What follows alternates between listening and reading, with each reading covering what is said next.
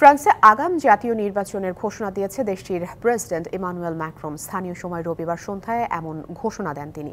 নিজ দেশে ইউরোপীয় পার্লামেন্ট নির্বাচনে বুথ ফেরত জরিপে ডানপন্থীদের কাছে পরাজয়ের পর পার্লামেন্টের নিম্নকক্ষ বিলুপ্তির ঘোষণা দেন ম্যাক্রন।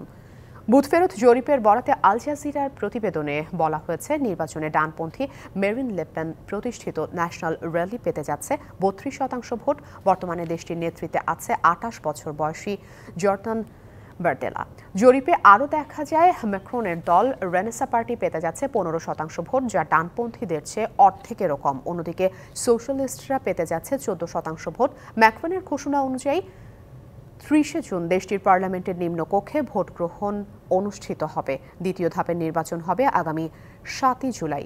দেশটিতে ২০২৭ সালে পার্লামেন্টের উচ্চকক্ষ সেনেটের নির্বাচন অনুষ্ঠিত হওয়ার কথা রয়েছে। তবে ফ্রান্সের সংবিধান অনুযায়ী ইমানুয়েল ম্যাক্রন তৃতীয়বার সিনেট নির্বাচনে অংশ নিতে পারবেন না।